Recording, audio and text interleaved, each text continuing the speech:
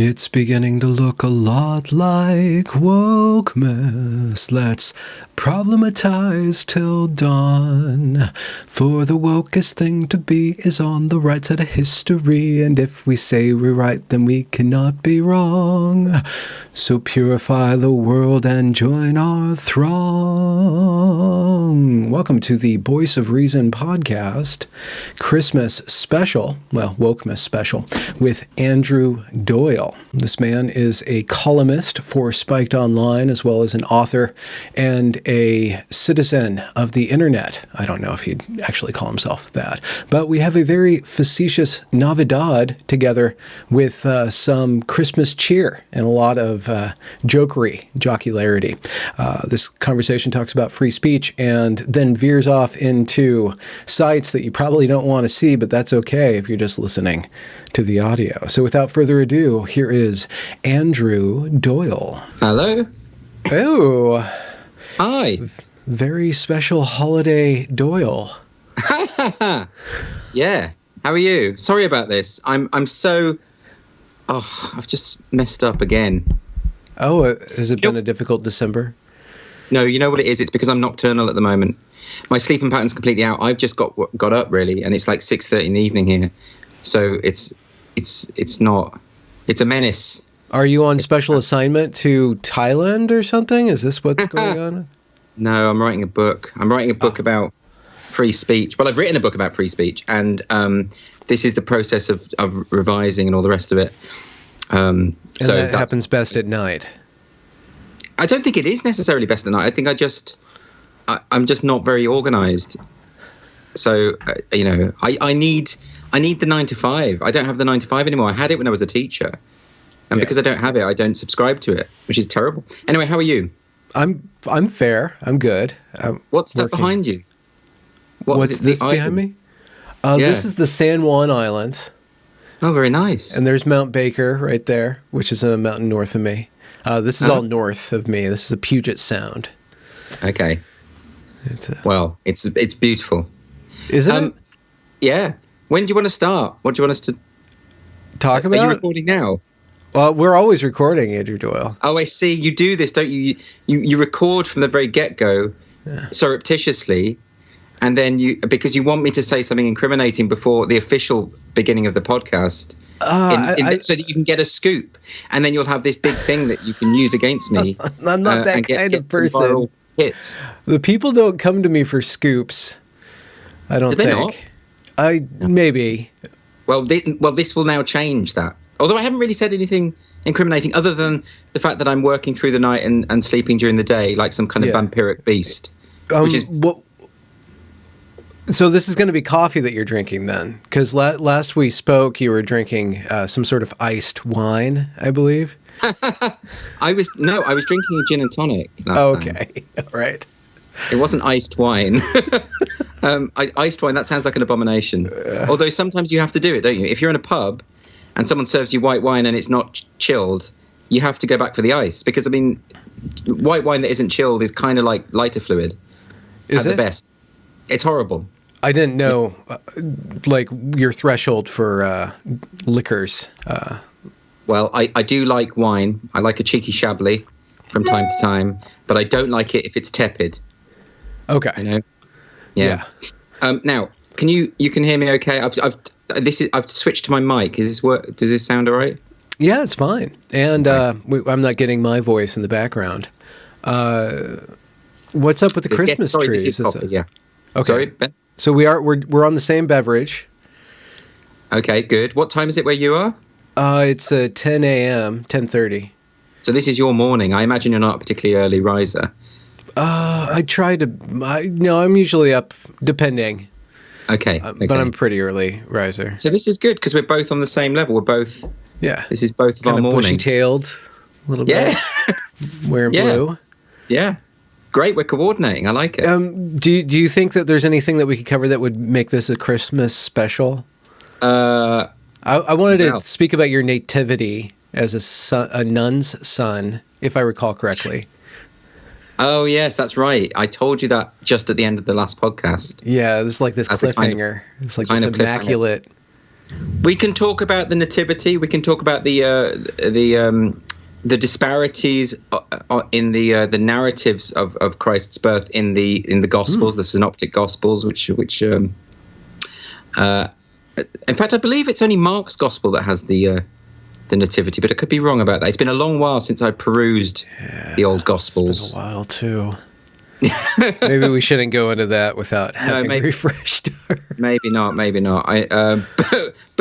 I do know that the way it is currently portrayed, the ox and the ass and the stable, that all of these things aren't really in the Bible. They're not there. It doesn't even say 3 wise men. It talks about the Magi. It doesn't actually specifically mention how many of them there are. It's just that they have gold, frankincense, and myrrh, and therefore people just assumed that each of them had a gift, and therefore there are 3 kings. Of course, they could have been chipping in.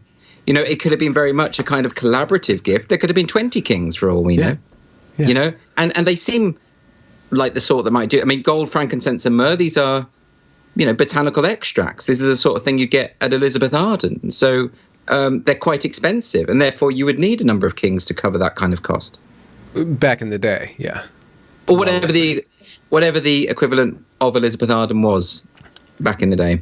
Mm-hmm. I don't purport to be a biblical scholar, so I couldn't tell you that.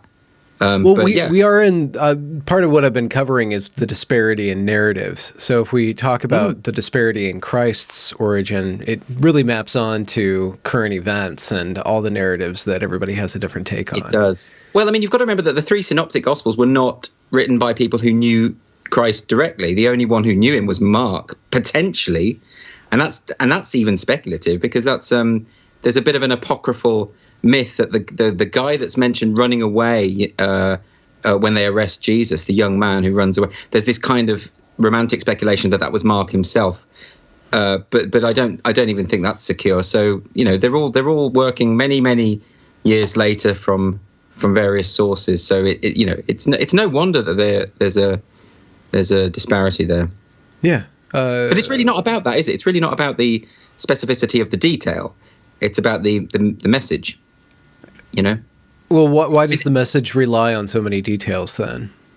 Or I don't think it does necessarily. I mean, if you take, like, you know, they all have their own styles, don't they, the gospel writers? Like Matthew tends to, again, I'm going back years, I haven't looked at them for a long time, but Matthew tends to, if I remember rightly, to embellish a little bit, you know, like, so, like, you know, for instance, he'll rise from the dead in the other Gospels, but in Matthew, he rises from the dead and enables other people to rise from the dead at the same time. You know, other bodies rise at the same time. So there's always a sort of step further. Mm-hmm. He's got the more kind of dramatic quality. And they put him first, so it paid off. Matthew, Mark, Luke, John. Yeah, there we go. Well, you've got to start with a bang. You've got to get your audience early on, and you see they messed it up with Genesis, because Old Testament, they didn't know how to sell a book, because Genesis starts with 2 competing creation narratives that cannot possibly work together, and that's just going to mess up your audience. So just think, people, be smart, you know, lay it all out. Yeah, exactly. Well, how's your woke Bible coming along? My woke Bible? Are you not writing one? No. Did I say I was? Well, I'm writing one, so I assume that you're going to beat me to the punch. I was. Now that you've said it, I might. I know. So what's happened is I was writing a book about the culture war, and that was all commissioned and contract signed and all the rest of it. And I was all guns blazing on that.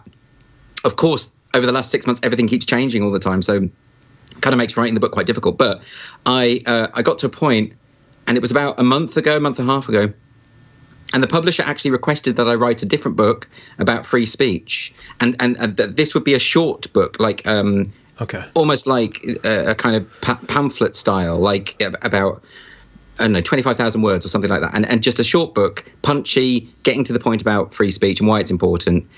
But they wanted that before the other one, so I had to I basically ditched the other one for now. That's not going to come out now to the end of next year. And I wrote this free speech book over the past month. But what that means is I've been working quite hard at it, because I want, you know, obviously I want to make sure it's right. There are books about free speech. I've read them, most of them, are the recent ones, I mean, and I wanted something a bit more pithy, a bit more punchy, a bit more direct, and more to the point, rhetorical. I want to try and My aim is to persuade those who are skeptical about free speech, really. Okay. But of course, those are the very people who are unlikely to read it. So it's aimed at people who are never going to read it. That's the problem. Well, and what is the main line of I guess contention with people who you perceive aren't on board with total free speech?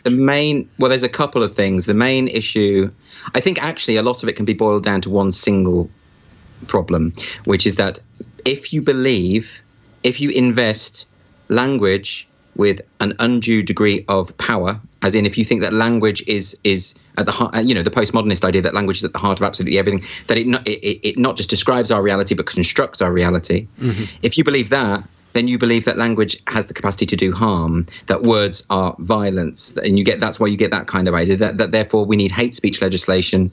We need to basically prioritize. I suppose. Well, it's a conflict, isn't it, between liberty and the impact that language can have on minority groups. And if you buy into the idea that language and discourse and mass media consumption changes people's behavior, then I think you end up being for hate speech laws and all the rest of it, and the state intervening when it comes to speech. I think that's what happens, which I think is a very understandable perspective to have. I think it's reasonably persuasive. The problem with it is that it's not true. And we know it's not true because there have been 6 decades of research into media effects theory. The direct effects model of media effects theory has been completely discredited. Any influences come about only in an indirect way. So sure, people can be persuaded, they can be coerced, they can be manipulated through language, but a lot of that depends on individual temperament, moral compass, circumstance. It isn't as simple as we're kind of these robots that act on triggers. Mm-hmm. That we hear it language and then something bad happens. All of that has been discredited. It's not real, and therefore it's so weird to me when people talk about normalizing hatred and legitimizing hatred through language, and there just is no evidence that this is true. So that's part of the approach I've taken, and also it's about weighing up, some very, very serious points. Firstly, it's not comfortable to me. I don't like the idea that there are these neo-Nazis and people who are proselytizing and attempting to spread this horrific message, right? There's not many of them, though, and that's the point. And when you weigh that up against this very fringe group of very nasty people, against empowering the state to determine what people can say and think, mm-hmm. the latter is a far greater threat. It doesn't feel like a greater threat because, of course, Nazis are scary. But mm-hmm. the state can be scary too. In fact, the state can be a lot scarier if you set down the precedent and give them those powers, and therefore eventually they turn to tyranny, or can turn to tyranny, as history tells us. So it's about having the bigger picture and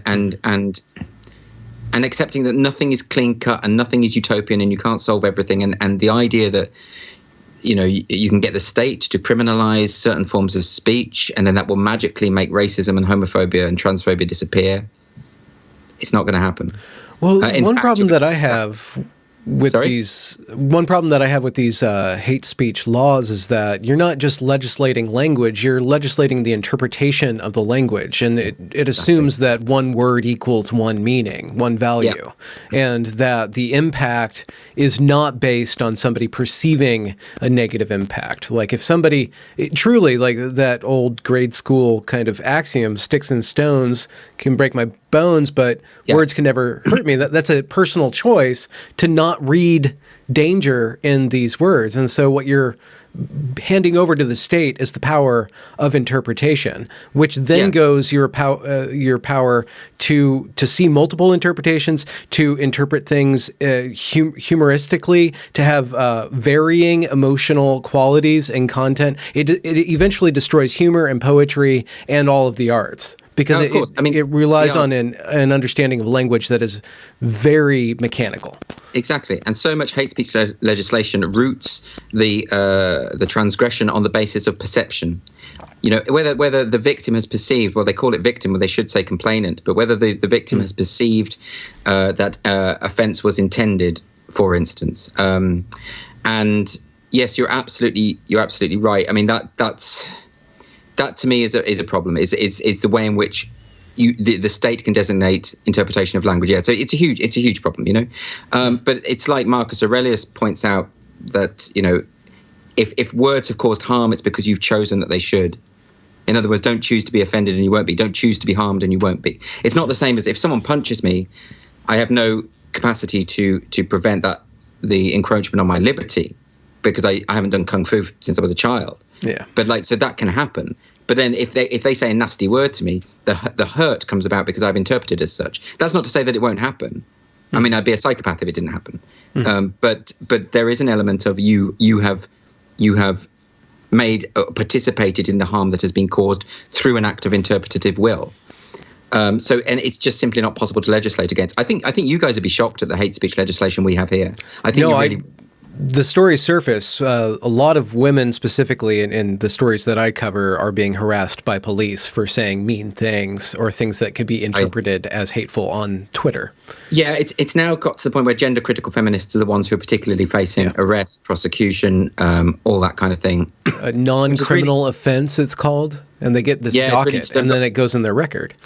But also at the moment, I mean, we've got the SNP, the Scottish National Party, who are trying to push through a hate crime bill, which would explicitly criminalise the performance of certain plays. They've even got a section about drama, which would also cover comedy shows, for instance. And initially, when they wrote up the bill, it was to be about whether you could be prosecuted even if you hadn't intended to stir up hatred. So these are very abstract terms. For a start, what is hatred? What is stirring up hatred? Who gets to decide?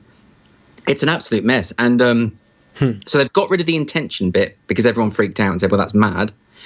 But now they're doubling down. And the Humza Yousaf, who's the Justice Secretary, he's pretty intense. His hatred of white people is pretty intense. He's a terrifying individual. He's been talking about how we should be able to arrest people if they speak in their own home in a way that will stir up hatred. I mean, this is like a baseline point of liberty, is that you should be able to say whatever you want in your own private residence. The idea that the state should be, I mean, this is East Germany Cold War stuff. This is absolutely insane. And he doesn't get it. Like, he doesn't, like, you know, even when the Scottish Council of Lawyers say this is a problem, when all sorts of major bodies are saying, you know, you really don't want to go down this road. I just suspect he doesn't know anything about history. I honestly think that's it.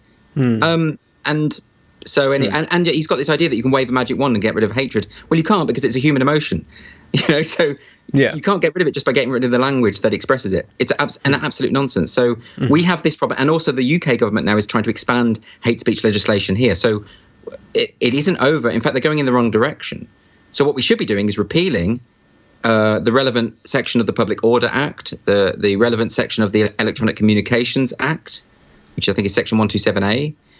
Which specifically says that things that are words and phrases that are transmitted over the internet that can be deemed grossly offensive. That's the phrase, grossly offensive. Well, that is incredibly subjective, as we know. So, and we've already had prosecutions, many prosecutions in this country, because judges have decided that something is grossly offensive, even when perhaps it's a joke. That's happened a lot.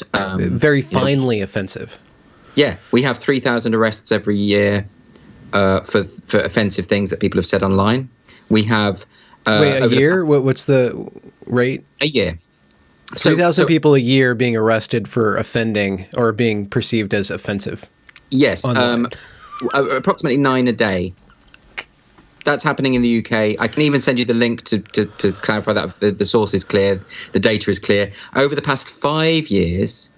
between 2014 and 2019, the police in England and Wales alone investigated 120,000 cases of non-crime, what they described as non-crime hate incidents, which are on record. So if you are investigated for non-crime in this country, that goes on your record. So when you apply for a job, there's a lot of jobs, particularly things in schools and things like that, where you would have to apply for what's called a disclosure and barring service, a DBS check. That will flag up. So so all it would take is I could phone up and say, oh, well, say you were British, right? As Benjamin Boyce said something that really offended me, and I think it's a hate crime. I think he hates me because I'm gay. And I don't know why I'm doing this in a really camp way now, but you get the. I probably would if I wanted if I wanted to play the gay card, I'd go camp, and I'd say this Benjamin Boyce. Oh my God, he said this horrible thing. You need to investigate him right now, and then the police would investigate, maybe phone you up, maybe check what the tweet was you sent, which upset me, and then even though that there was no crime committed, even though they might even say, oh, there's nothing really there, on your record it would say that you were investigated for a non-crime hate incident. And, employers are very wary of that. It would probably stop you from getting certain jobs. So that's a problem, isn't it? And also, there's the basic point that the police should not be investigating non-crime. Yeah. Well, and what's going on with the other crimes? Are all the other crimes so far taken care of that they have all these extra resources? Right. Well, far from it. Are there no more rapes in the UK? Has that been solved? That's all been solved. Yeah, apparently. I think it's really scary. I don't know what to... You guys are descending into tattlearchy. Well, the problem is they don't know. They don't understand why... I get this again and again. Why do you care about these little free speech disputes that are going on campuses and all that, and these little things that don't really matter, that everyone's just escalating this fake, phony culture war? I'll tell you why. Because the police are investigating hundreds and thousands of people for non-crime. That's why. So this stuff goes into our mainstream institutions, our law enforcement agencies, our legal institutions, our educational institutions, our media, the arts. It is pervasive. It is ubiquitous. And the idea that it doesn't matter, just because there are a few people online who are whinging about snowflakes and people think that's the culture war. That's not the culture war. That's like a tabloid version of the culture war. That's not what we're talking about here. We're talking about the serious problems of the encroachment on liberty, which is the bedrock of our civilization. It's actually fairly fundamental. So I don't really have truck. I think it's actually a strategy as well. If you can just dismiss people as saying, oh, you're like one of these, oh, it's PC gone mad, or, you're just complaining about snowflakes, or you keep going on about how you can't say anything anymore. All of this stuff, none of which I do, none of which I've ever said. But what it is a way to caricature an imaginary opponent. And what that means is it's more difficult to legitimately challenge these very essential problems that need to be challenged if we don't want to descend into tyranny. So, go on. Sorry. Well, what do you think is the historical root of this current moment then? Or what do you think, how did it get to this point? Where do you think the switch or the change was in cultural attitudes that allowed this stuff to take root? I don't know the answer to that. I think there are combinations of things. I think partly it was to do with the more overzealous elements of the political correctness movement of the late 80s, early 90s, potentially. Although I think the outcome of that was largely positive.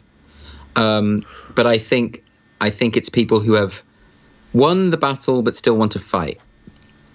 And I think that's happened a lot. So, Stonewall, which is the major gay rights organization in this country, well, we have complete equal rights across the board. They've got nothing left to fight for, really. So then they said, well, we're not just going to do LGB, we're going to do LGBT. And unfortunately, a lot of the policies that they have accepted in terms of what they perceive as being promoting trans rights are actually essentially homophobic. Things like we're going to change the definition of homosexuality to be same gender attraction rather than same sex attraction. That's quite fundamental because gay men, for instance, are not attracted to people who identify as men. They're attracted to male bodies and the male form and the male physique and all the rest of it. So it's a real problem. And I guess if the battle's won, but you're as the kind of person who is quite zealous and needs a cause, then you can. I guess it's that potentially. But the truth is, I don't know. I also think a lot of things in history happen by accident. It's like that line in the History Boys, the Alan Bennett play, where he says history is one fucking thing after another.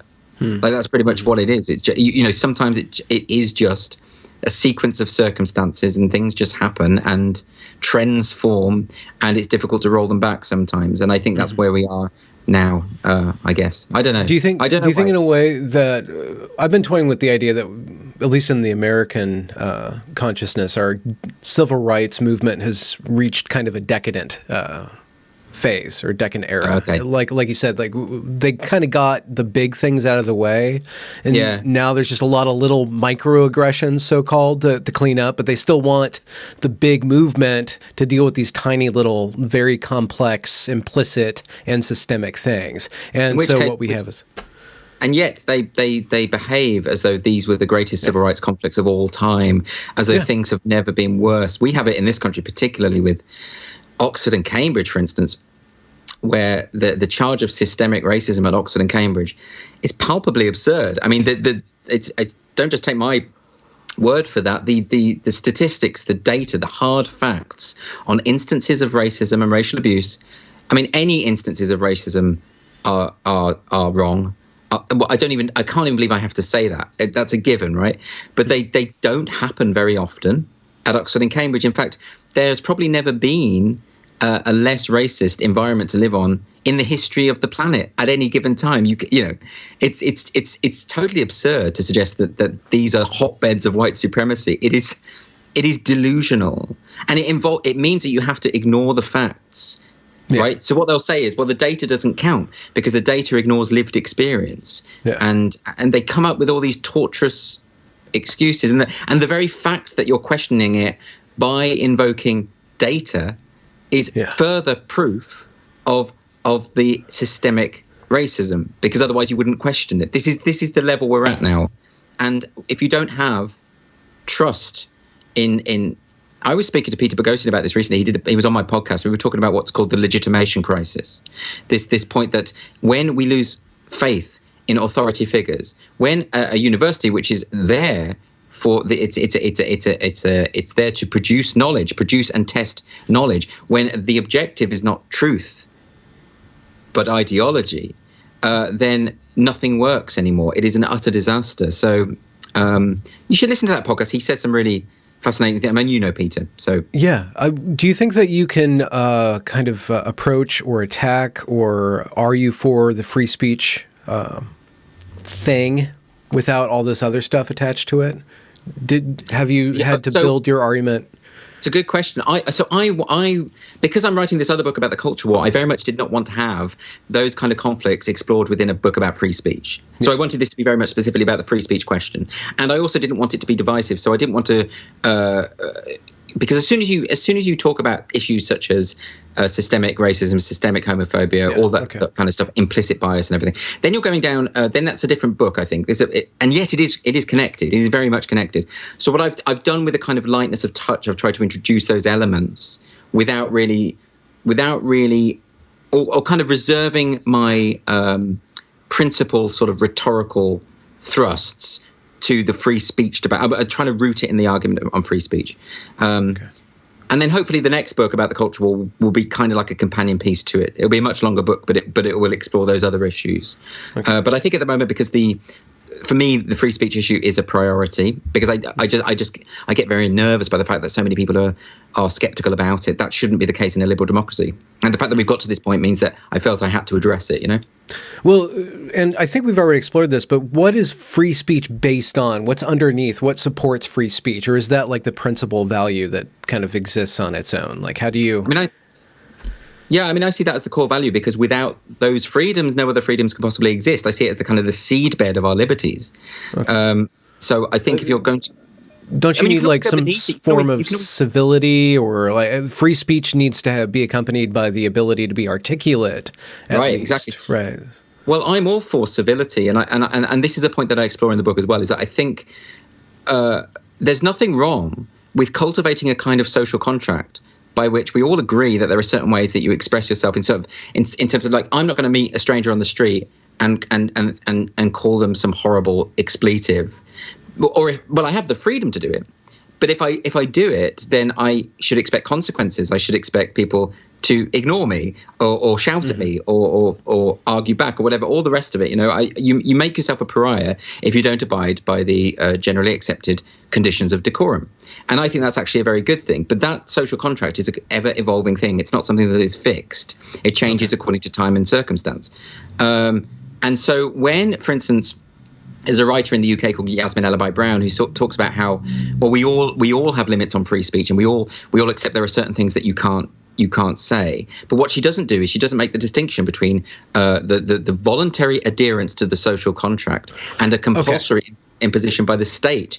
So, for instance, I am civil because I choose to be civil.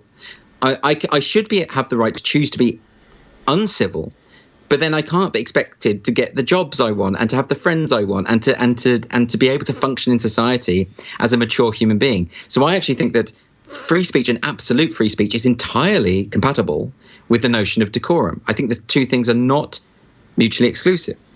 Mm-hmm. And as a comedian, or as somebody who has a taste for comedy, let's say, you enjoy... Don't we all have a taste for comedy? Or are unable to resist violating decorum for it's very different, isn't it? poignant means. I'm actually... I'm a very polite person. I don't violate decorum. If I'm performing a stand-up gig, then I'm quite rude and quite waspish, but that's because that's not me. That's a character I'm playing on a stage. Yeah. Right. So that's not the same thing. In fact, rude people are quite funny to me, like that, because you look at someone when people say things that are just unbelievably rude. You think, I mean, that's hilarious. Like, how can you behave like that? So that's why I when I'm doing a stand-up persona, it's quite funny to me to say that's part of the point of stand-up, isn't it? You want to see someone behave in a way that we know that we don't behave. You want to see someone transgress those boundaries as a kind of reminder of why we don't do it. I bring that up because it seems to be the case that one aspect of the hate speech law, the push, or people who end up wanting to push to a centralized controlling of language, of decorum, are people who don't necessarily understand context. They're the last people in the world that you want interpreting language. Can you imagine attempting to legislate decorum? What a horrible society that would be. I mean, there would be no innovation. A lot of the most innovative movements in the arts and actually in science. Galileo was a heretic for subscribing to the Copernican theory of the Earth moving around the sun. He wasn't being polite by saying this. He was completely destabilizing the accepted thoughts of the time. This is why the Inquisition locked him in his house. So you need to be able... This is why we've had this week. So Cambridge University voted on... The Vice-Chancellor wanted to put through an amendment to their free speech policy which would stipulate that you would have to be respectful of other people's opinions, right? The problem is you can't be respectful of other people's opinions in a free society. If you want anything to change, if you want to challenge anything, it involves a degree of disrespect. In fact, often you challenge what you perceive to be wrong because you don't respect the view.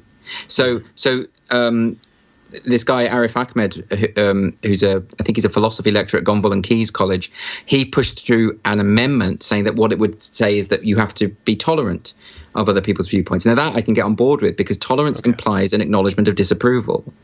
And that's why tolerance is such an important element of the liberal ideal, is that I don't respect your view, but I will tolerate it so that we can talk about it, and therefore violence does not ensue. It's actually a really important distinction that is rarely made. So when people demand respect, you can't have it. In fact, that causes me to disrespect them more. Because it's not voluntary. And without voluntary, they're not respecting you and your ability to choose whether they're being... It's a demand that you defer to them. It's a demand for deference. You must respect me. That's what an oligarch says. Or, this isn't... Yeah. That's not... No, you... it's the old thing that we used to say at school. You don't demand respect, you earn it. And that's what it is. But tolerance, I think, is key. I think if you don't have tolerance in society, it descends into chaos. And it seems to be the case that it's the centralized authority that you're most wary of. It's the legislation and the legalization or illegalization of expression that's often... Yeah, it really worries me. Like anything that gets codified like that is terrifying to me, because once these liberties are eroded, they're hard to win back. It's very easy to wear them away and destroy them. But, they don't come back, and unscrupulous governments of the future will be delighted that we granted them these powers and the tools with which to dominate and control the demos. So it's not. It's why every tyranny that comes to power, first thing they do, freedom of the press gone, freedom of assembly gone. Look at the emergency decree that Hitler instituted after the Reichstag fire. The first decree was about freedom of speech, freedom of the press, freedom of speech, freedom of assembly. They're gone because these are emergency powers, and this is what we need to do.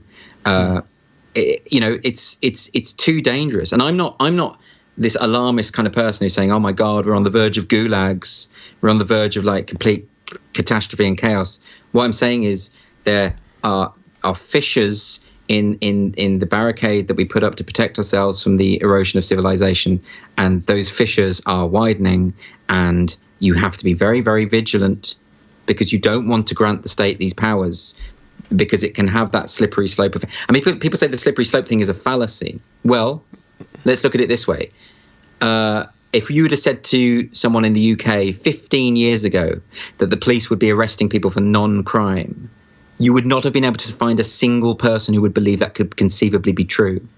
Similarly, when Marcus Meekin, Count Dankler, was prosecuted for a joke video that he put online, actually prosecuted in a court of law in the UK, that would have been unthinkable 10 years before, right? And at that point, people were saying, well, it's just one guy on YouTube. It's not like the police are investigating actual professional comedians.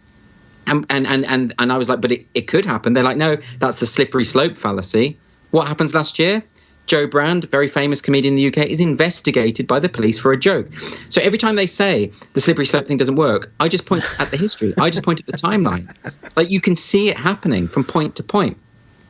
So it's not a fallacy. It's a demonstrable truth. Yeah, I never understood why that particular, observation is called a fallacy, other than people just denying that things are escalating. No, I mean, look, there is a point to it insofar as like when we were having the gay marriage debates in this country, some people were saying, well, this will mean that by next year you'll be able to marry your dog. That is a kind of, I mean, no one has ever proposed that we should be able to marry dogs. Well, and some people have married trees, I'm sure. One woman married herself last week. Someone married themselves? Is that one of those autoeroticism things? I think it was just she was done with men thing. She declared herself an island. Have you looked into the autoeroticism thing and the autosexuals, they're called? I mean, it's almost as though these sort of new invented sexualities are kind of narcissistic in basis. You think? I mean, it's weird, isn't it? It's weird that might happen. Wait, is autosexual? That you can identify that? Yeah, are they on the flag yet?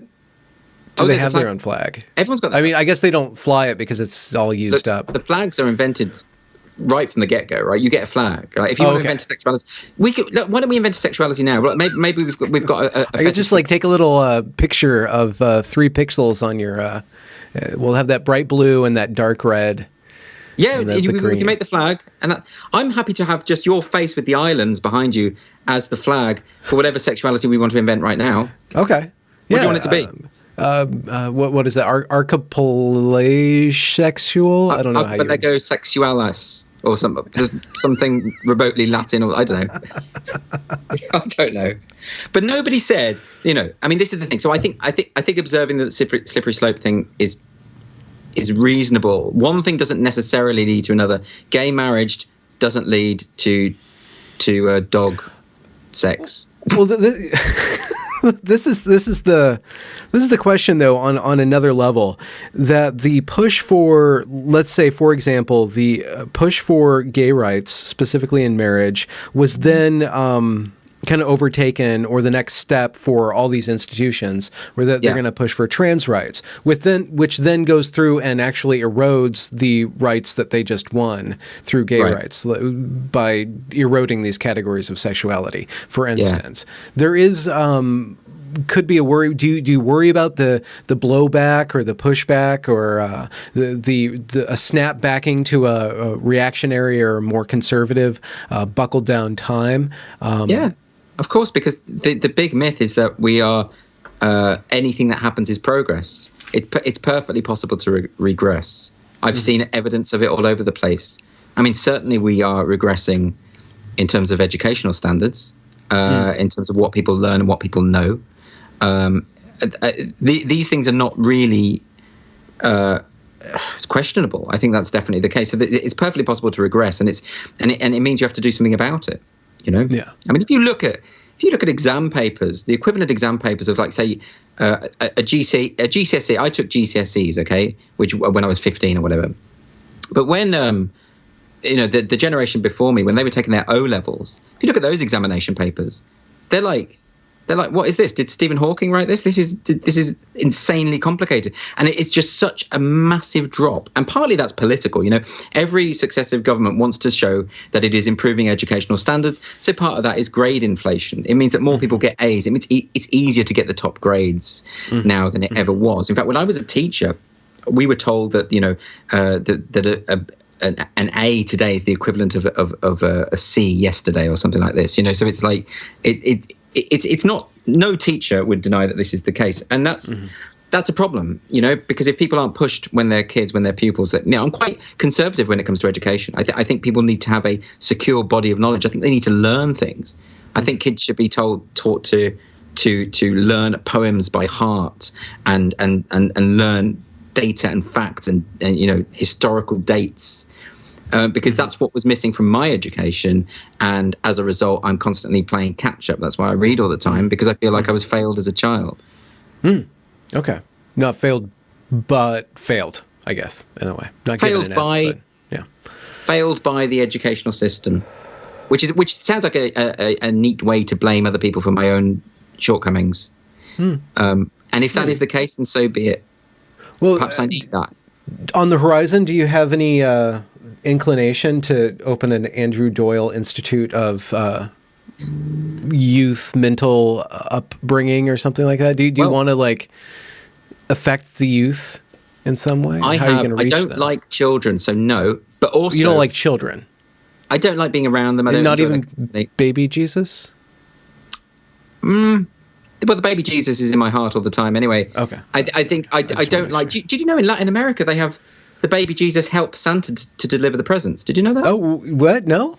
Yeah, it's like a tradition in South America. Just the baby flying Jesus around in a diaper? Kind of like... Yeah, delivering some of the gifts. That's their tradition. I did not know Child labour, you see? Well... but I would say that... I think it would be I think teaching is the best thing you can do with your life. I think... Okay. Because the institutions are screwed, I think we are going to rely on people who are setting up private institutions that restore academic respectability. Things like Ralston College that Stephen Blackwood does. But it takes the resources, the financial resources, and the energy and commitment and all the rest of it, and the patience and all the stuff that I don't have all of that. I don't have that kind of discipline. I'm a writer. I'm a comic. I don't. Okay. So it's not something I do. I wouldn't have the skill set or the money to do that. I mean, look at the tree. Look at the Christmas tree. That is a shoddy tree. That is a cheap plastic tree. I think it's not a real tree. It looks really good. It appears high quality. Yeah. Oh well, that's because I've draped a lot of tinsel, and some of those baubles, they didn't come cheap. Because what we're doing there is I'm shielding the paucity of the tree itself. I'm dressing it up, in the way that you can scrub up, in the way that Jack in Titanic, when he gets into the suit, Kathy Bates puts him in the suit. Yeah. He scrubs up really well. You'd never know he was a pleb. You'd never know that he was cargo, because he goes down there and they think he's a gentleman. That's the tree.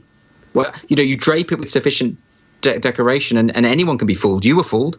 Well, I think would you ever? Here. I think there's something quite esoteric going on here. I think this is education, about life. Okay. I think there's something about the conflict between superficiality and reality. Yeah. I think we've hit on something here.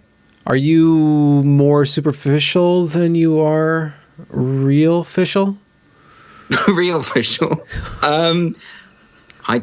Well, that's a big question. That's not one that we can delve into now. I think we should go back to the tree. Okay. Because although it is a metaphor for something else, it is also the limit of the conversation, I think. Is Titania the tinsel upon your political beliefs? Well, actually, now that you come to say that, that is an accusation that is leveled at me quite a lot. That I'm using Titania as a shield in order to say the things I really want to say, but I'm hiding behind a woman to do it because I'm a cowardly patriarchal male. What they don't realize is sometimes writers create fictional characters, don't they? I don't know if you know about this, but this is something that writers often do. Isn't that Freudian, though? Like, we only create characters in order to hide and express things that we're not allowed to. Is that right? But you could say that about absolutely anything. That anything we do, well, that's what Freud did say. That absolutely everything has a sexual impulse. No, I've had people accuse me of inventing Titania because I want to bang her, or I've got like some kind of like. It's like my sexual fantasy. It could be a fetish, man. I'm sure some people like dream of her that way. I'm sure that Rule 34 has taken her somewhere. Well, yeah, but the woman, the Titania face is a composite of 4 different women's features. So in a sense, I've put together sort of like Frankenstein. And I've 2 of them are your mother, right? Like.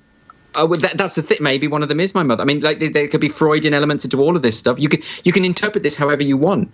It makes me like the 2 teenagers in Weird Science, who create Kelly LeBrock with a Barbie doll. That's what I am in this. It's your Titania.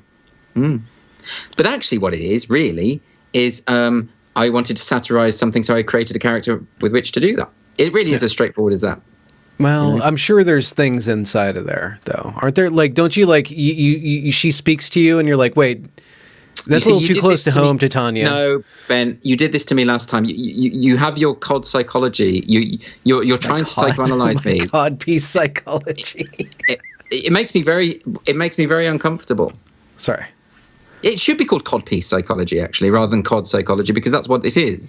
See, cod psychology just sounds like you're trying to psychoanalyze a fish.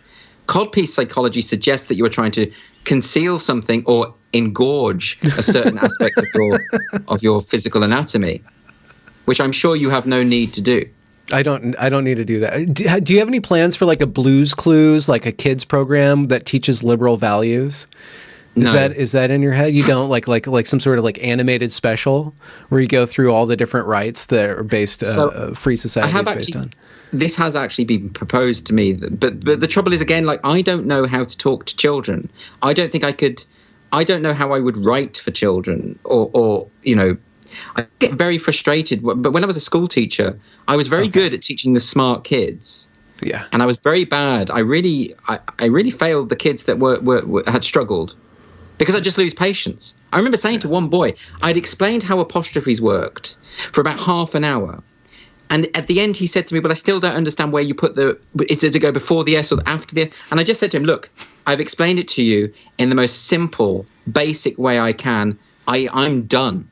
If you don't get it by now, there is no more that I can do." Now, that's a terrible thing for a teacher to say. Well, you could have broken out into a musical number at that point. That's all you needed to do. And you have that skill set. Yeah, well, that's why they do mnemonics and things like that. And yeah, you could, I totally get it. You could, that's what Sesame Street does, isn't it? Like a song about apostrophes and you'll learn it. But I bet so many adults don't know. Yeah. It's so basic. This is what I don't forgive it. Like I can forgive an awful lot. I can forgive, murder even, and torture and all the rest of it. But I cannot excuse the misuse of apostrophe. That to me is the red line as far as I'm concerned. Well, I'm glad we're not talking about the Oxford comma, something a little higher brow than that. But the Oxford comma is actually an option insofar as either using the Oxford comma or not, both are legitimate. Now, I happen to like the Oxford comma because I feel it clarifies certain things in certain points. But I think when it comes to using an apostrophe after the S when the word is already plural, fuck off, mate. Not having it. Wait, you want an apostrophe and another S on a plural word? Well, if you say the children's toys, because there are many children, and you put the apostrophe after that S, you deserve to die.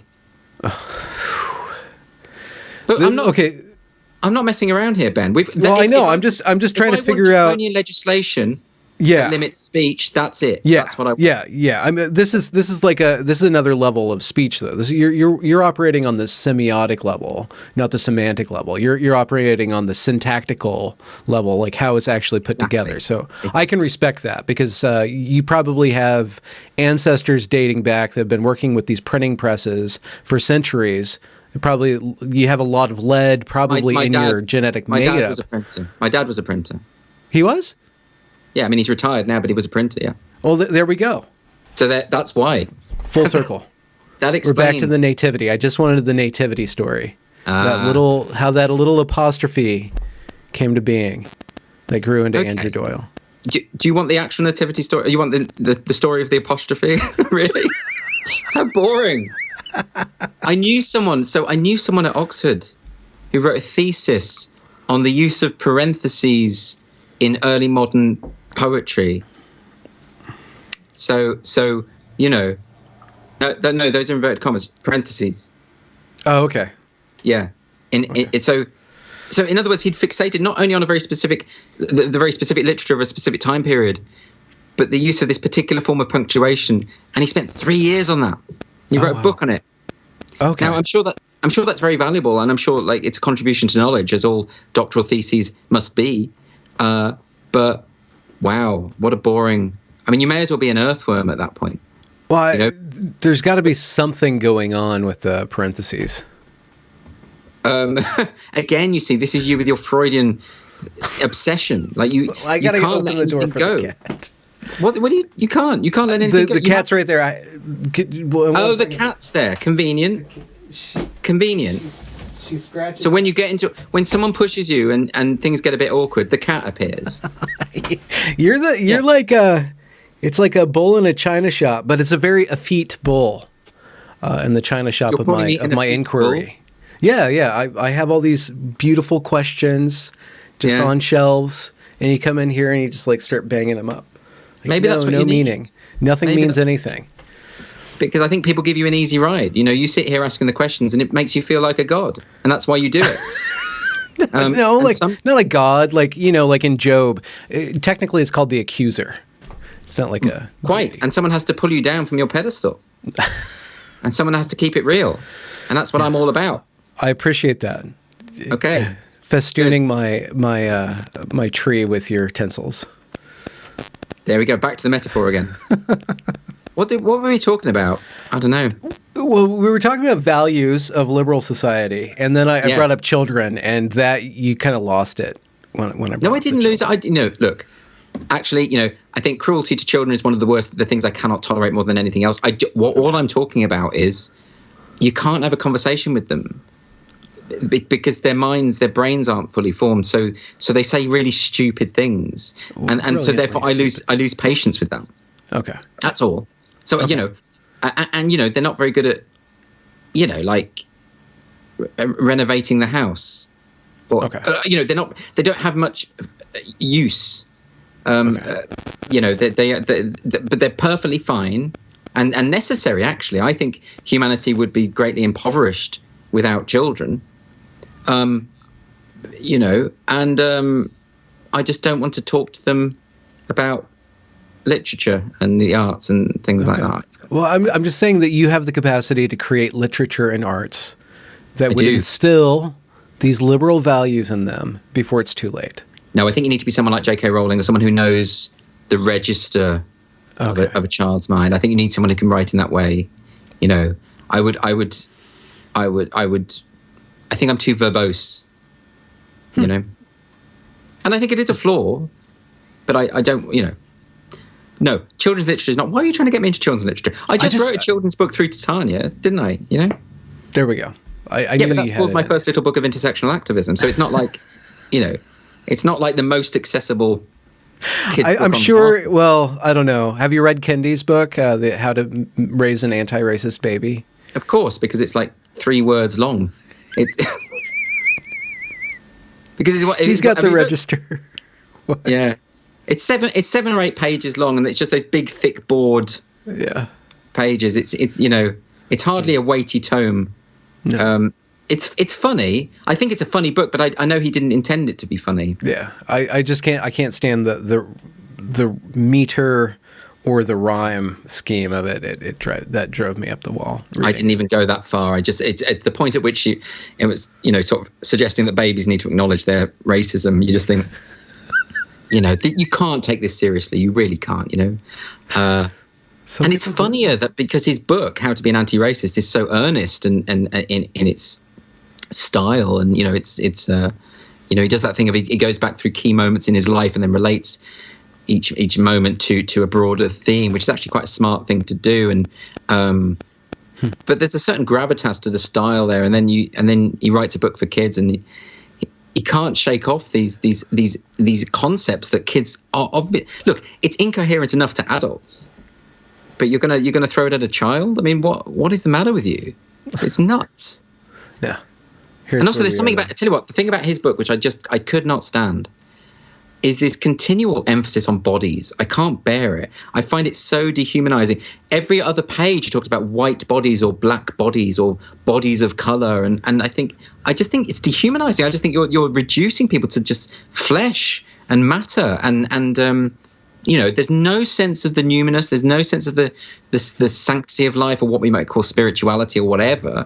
There's no sense that we are any more than just collections of bundles of nerves and muscle and tissue and bone. And I just think it's as someone who values the arts, which I think do expose the numinous in humanity, I can't stand that sort of thing. And I also think it's quite contradictory because so many of the sort of social justice people are pushing for greater humanity, greater empathy, greater compassion. But they're just talking about us like we're lumps of meat. Is that how we're supposed to feel about each other? Meaty? What, you and I? No, just like humanity, according to the social right justice. now? Is that what this, no, this I'm is? not flirting with you, Andrew Doyle. Well, it came across that way. You need to watch out for that. All right, take another sip of your iced wine. Now you're trying to get me drunk. Sure. Isn't it time? It's 7:30. I've seen you tweet your ostensibly heterosexual tweets. I know what you're doing. No, you're not fooling anyone. No, I need to be ambiguous. That's where all the money lies. Actually, that's my grift. Yeah, that's your grift, is it? Yeah. Okay. I've got to the point where I decided that I'm blocking everyone on Twitter who calls anyone a grifter, even if I'm not involved in the conversation, because I've just lost complete patience with it. It's a wonderful word. It's so stupid. Come on. But what it basically means is I don't agree with what you're saying, so I'm just going to pretend that you're only saying it for money. What an idiotic thing to say. Like, come on. No, I'm sick of it. I hate that word. Also, I hate words that become cliches. I hate words that become, this is why even things like I don't use the word woke very often now, but it's really hard to describe the woke movement, right? Isn't it? Mm-hmm. It's really hard. And they did that deliberately. So sometimes you can't really get around it, but I try my best to avoid the term. Even though I wrote a book with that word as the title, I try to avoid it now because I think it's just, I was doing that back when it was trendy, right? That's what I tell myself. But now I just avoid it. Any kind of cliche. George Orwell constantly goes on about this in his essays, like the avoidance of cliche. It's really, really important to him and it makes sense because every time you deploy a cliche, you're using someone else's mode of thought. You're not really thinking for yourself. So I get the point, and it's I just wrote an article the other day, and I found myself, I was like, how else can I explain this? How can I? It was a cliche that I was using, and I can't remember what it is now. I did find a way around it. It took that little bit of extra effort, but as a result, it's a much better piece because whenever I read a piece and I come across a cliche, it sort of stops me short, and I sort of think, couldn't you have come up with something a little bit better than that? And some people's essays, some people's articles are just completely composed of cliche, just one cliche after another. And any time you look at the sort of social justice stuff, it's all slogans. It's all the same thing. They're pretty much templates, aren't they? Every statement that has been put out in support of critical race theory or Black Lives Matter or systemic racism from every major institution, including the UK universities, including this body called Universities UK, which just put out a thing, and it's using the same stuff: lived experience, systemic racism, just these phrases. Yeah. And no one's thinking, right? It's just the repetition of a prayer. Yeah. And that to me is bogus and boring. And I know Christopher Hitchens went on about this a lot as well, about the idea of cliche. It is it's just a really good tip for any writers. It's just that whenever you find yourself you can use cliche if you subvert them, and that's quite an interesting thing to do. But once you find yourself falling into cliche, ask yourself whether there's a better way of expressing it. And if you find a better way of expressing it, you end up thinking more clearly because you've had to come at it yourself. I think cliches are kind of dead end to a train of thought. Or like a skipping stone, or just a unconscious. It's just an unconscious step. Maybe skipping stone is a better way of putting it. It's a way to skip over something that might otherwise require some challenging going on. Okay. But we all do it. We're all quite lazy thinkers, aren't we? Well, yeah. So I guess instead of using the word cliche, you should think of another word for cliche. Yeah, but you could say that about absolutely any word in the dictionary, couldn't you? Like the word "the." The definite article has become a cliche because it's too commonly used. But where are we going to get to? I mean, that would make speech very different. Who was it who wrote that novel without using the letter E? Oh, yeah. Perec? I can't remember. It's that French guy. Yeah. And then somebody translated it into English without using the letter E. I know. I mean, impressive, but dull. I mean, that's a dull thing. That's like someone who has not much going on in their life. But impressive. It's an impressive feat. I'll grant you that. Do you are you ever attracted to that form of writing prompt, like that kind of mathematical or something like that? Like I'm gonna, you put a writing restraint on what you're gonna do. No, the only time I've ever done that is if, and I shouldn't say this because, anyway, the only time I've ever done that is when I've written poetry. And I don't like admitting that I've written poetry because I think it's... I mean, I have as Titania, but also poetry in my own, which I'm a really bad poet. So wait, hold on. So you're okay with being known as a musical writer, a writer of musicals, but not of poetry? Well, because I'm not a prolific writer of poetry. I've just occasionally had a stab at it. And but why are you're embarrassed by it? This is another tender spot we've arrived at. Well, I've destroyed most of it. Yeah. Oh, cool. It's bad. Yeah. So I think all good writers should destroy anything that is below par. I think that's really important. I really love the fact that when Terry Pratchett died, in his will, he said that all of his hard drives with the unpublished novels had to be crushed by a steamroller.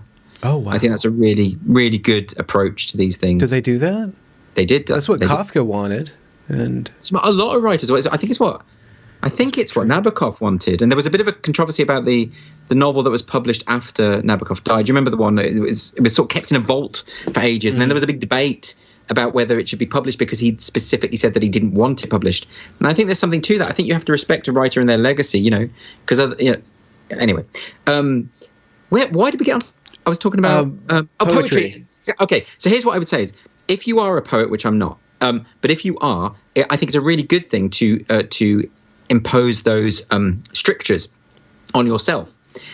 I think Stephen Fry wrote a book about this called The Ode Less Travelled. It's clever, right? And he's taken the idea of he just goes through the principles of scansion and prosody, the stuff that people don't know about meter, and if you say to yourself, okay, I'm going to write a sonnet, or I'm going to write, whatever it might be. I'm going to write a poem strictly in trochaic tetrameter. That's what I'm going to do. Rhyming couplets, trochaic tetrameter. And if you set yourself that parameter, and you have to start thinking about the rhythm and where the stress falls on the syllable, he puts it like it's like you're cultivating a garden and you've got sort of borders. I can't remember exactly what the metaphor he uses. I'm really ruining it here. But you can create something very beautiful because you've put some boundaries onto yourself. So I think that's a very good thing. Actually, when I wrote the first Titania book, because she doesn't respect all that stuff, so she's like free verse, it's all over the place. There's there's a haiku, but it's just one word repeated. But there's one poem which is about Brexit, which is a Elizabethan sonnet. Which means that it adheres precisely not just to the rhyme scheme and the pentameter and it's also iambic. So the stress will always fall on the second syllable. And I did that just to see, just because for the fun of it, really. Like I thought, it'd be great if there was one poem that was actually strictly cultivated according to a style. And it's really good to develop a distinctive poetic voice as well. If you think of someone like Spenser, who created his own, what we call the Spenserian stanza, which if you read the Fairy Queen, that's the register within which it's written. Or even Robbie Burns. Robbie Burns has a very distinctive form, which really suits his. Robbie Burns has got that very kind of. Well, he's funny. That's the first thing, but he's also it's also like dance. His stuff. It's very rhythmic. It propels you forward, and there's something about his specific verse form which lends itself to the sudden intrusion of the comedic into something that is otherwise grave. And I'm not talking about like sometimes there are broadly comedic poems, like the one about the louse on the woman's hair in church. But there's also. But there's even when he's writing about something serious, that I can't even describe it. But have a look and you'll see what I mean. If you look at his verse form and you read it out loud, and you'll see what I mean. Is that the last rhyme and the second and the third to last rhyme? There's something about the way that's structured that creates this comedic potential, and it really I'm not making any sense of this, but it just works. Yeah. Have you read Tam O'Shanter? Have you read Tam O'Shanter? Tam O'Shanter? Yeah. Do you have it on your shelf? You want to read it to the audience? I couldn't because I can't read Scots dialect. I can't. What?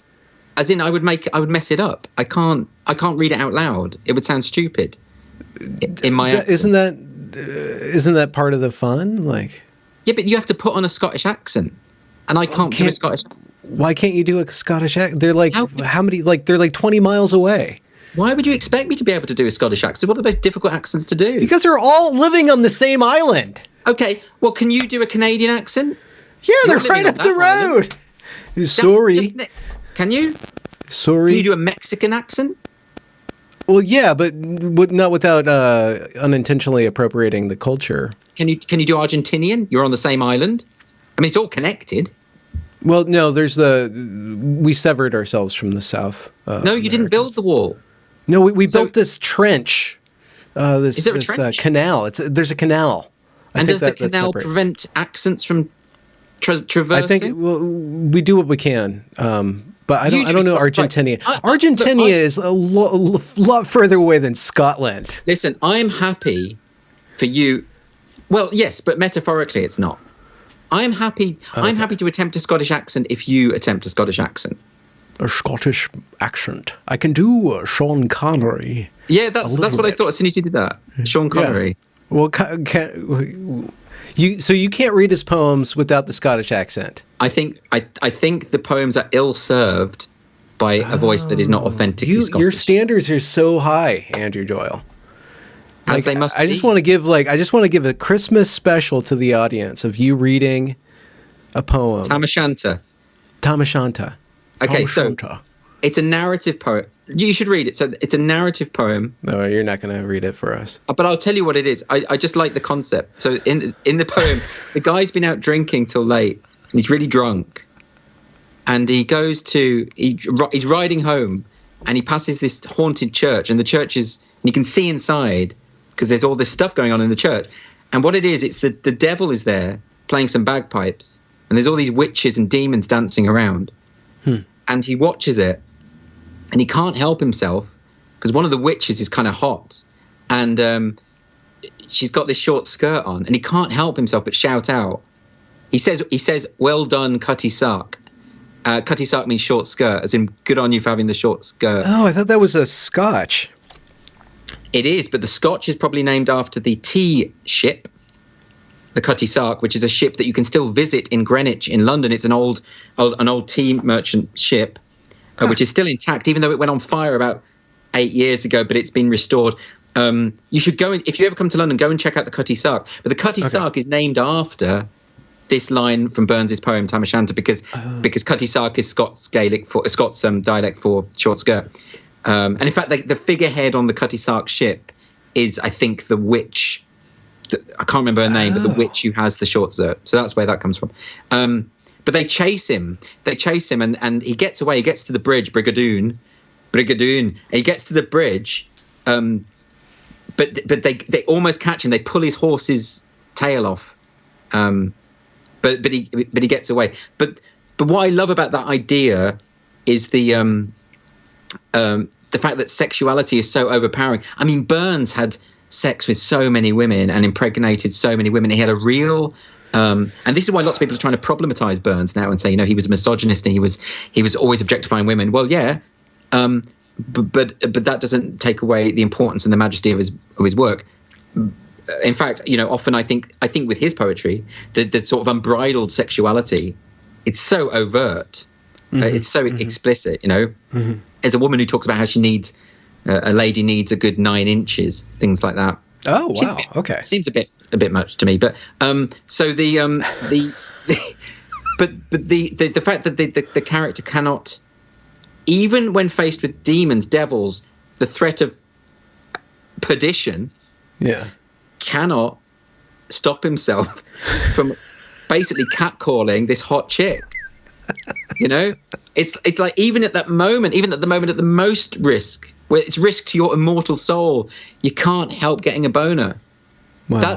That's what it's about, and there's something about the power of human sexuality. During the lockdown, I finally got around to reading Clarissa by Samuel Richardson, which is it's a massive novel, it's 1 million words long, and it's all about this. I mean, I'd read Pamela at university, and I started to read Clarissa, so I'd got sort of halfway through and never got around to it. So I decided, no, I'm just going to read it because it's long, interminable. It's written in letters, but it's the unbridled sexuality. It's the fact that this character Lovelace will do anything to secure effectively sex with this woman, which he dresses up as love and desire and idealization of the love object and all the usual stuff. And really, it's about sex. It's about lasciviousness, concupiscence. And I'm fascinated by that. I'm fascinated by the way that some of my heroes, in terms of literature, in terms of art, they always fall because of sex. They always fall because of sexual desire. Even someone like Oscar Wilde, who ends up saying that Bosie, that Lord Alfred Douglas, is the finest poet of his generation. Oscar Wilde said that. If you read Bosie's poems, you know that not to be the case. And anyone who had a familiarity with poetry, I mean, they're not actually. There's some decent work there, but he's not by any means the finest poet of his generation. And if Oscar Wilde can be so bewitched by him that he can, say this, then it's his downfall. So there's something to me that I think is quite interesting and funny. There's something quite, and what I think Robbie Burns does very well is that there's something tragic. There's nothing more humiliating than when people are fall because of sexuality. If you think about politicians as well, there's nothing more human. There's nothing more understandable. There's also nothing more animal and primal and embarrassing. And that's why I would never shame someone for sex scandals or, because I think people stop thinking in that moment. The sexual urge is so overriding. It's the thing that connects us most with our animalistic nature. It is the thing that breaks through. I mean, Camille Paglia writes about this all the time. It's the thing that breaks through civilization, this veneer, this patina that we put on things, this gloss, all the art, the literature, the innovation, the science, the knowledge that we put on things to convince ourselves that we are not animals. And yet, if you see that demon who you want to bang, you're gonna call it out. You know what I'm. The incubus will get you. There's something very sexless about a lot of instances of social justice, or like just that whole movement. There is, and the regurgitation of the cliche kind of thing. You're absolutely right. There is a puritanical aspect to it. There's a mistrust of sex. There's a fear of sex. There's a chthonic, sensual, anything to do. Yeah, the chthonic is right because it's anything under the earth. It's this stuff that is elemental, and they don't trust it, and they don't, and that's why they call for censorship of objectification of women or there's certain types of women. So they can have their free the nipple movement, which they see as very empowering, but if it's working class women on page 3 of The Sun exposing their breasts, that's exploitation. If it's women at the darts who walk, pretty girls who walk up and down the aisle and they are there for show, But those are girls who have made that choice. We're not talking about prostitution here. This is a choice that they've made. And I remember seeing an interview with one of the girls, because this was banned, by the Darts Association, and one of the girls was on some morning TV show, sort of saying, "Well, that's my livelihood taken away, and actually, I really enjoy it, and I don't feel exploited." She's not having sex with people. She's not, it's not comparable. Wait, is this like the throwing the sharp thing across the room darts? Oh, you don't have it, do you? You don't have. Well, I just wanted to make sure that wasn't some sort of weird British acronym for something else. No, it is. We have racing over here, where people drive around in circles. They had the girls that went through. You have all sorts of weird sports, though, don't you? You have like wrestling with greased pigs and things. Greased pig wrestling? That went underground several years ago. No, I think that's an American tradition, isn't it? I don't think it's our hog chase. That's like colloquial. Greased pig WrestleMania. Yeah, you have to go to the land where fences are for that to happen. It's not broadly televised. Okay, but I'm right. That's a part of your culture. That's the backbone of your culture. Whereas here we have darts, which you've described very much as throwing sharp sticks at a cork board across the room. Like, I just know that there's some distance. Yeah. You have to be a lot more bulky than you are. You're too svelte. So, like, in order to play darts, you would have to be a bit more corpulent, shall we say? Yeah, it's like bowling. It's British bowling. Then you have to be the shape of a sphere. Okay. And you're a big thyroidic. Yeah, and normally you've got a couple of tattoos, maybe a bulldog, that kind of thing. That's very popular. But very maybe very effeminate kind of wrist thing going on. So that is the fundamental contradiction that you just hit on, isn't it? Because it's a very masculine sport. It's very much about, it's very butch, and yet the actual movement, in a sense, the darts player embodies the duality of human sexuality, masculine human sexuality, and effeminate. Okay, yeah. The binary, the dichotomy. I said the hermaphrodite. Okay, right. So the figure of the hermaphrodite, which is of course a figure that goes back to the Greeks and the Romans. Camille Paglia. Yes, I mean Hermaphroditus. The story of Hermaphroditus, that's where that's Greek comes Greco. from. Yes, because Hermaphroditus was the child of Hermes and Aphrodite. Yeah, there was a pool, and they kind of like rubbed around. Exactly, and that was the punishment, wasn't it? That was the punishment. Yeah. So darts. I think the dart player is the modern Hermaphroditus. I'm glad we got there. That's what we really wanted to talk about, isn't it? That was the. I feel bad for the girls that got kicked out of the dart tournament because they were kind of balancing, bringing the feminine into that space. I wrote a play about it for Radio 4 because darts? It was an interesting one because. So I've written a few plays for Radio 4, which is a BBC radio channel here, and they do this thing called the afternoon play, which is really fun. So it's a really good format because it's a 45-minute play.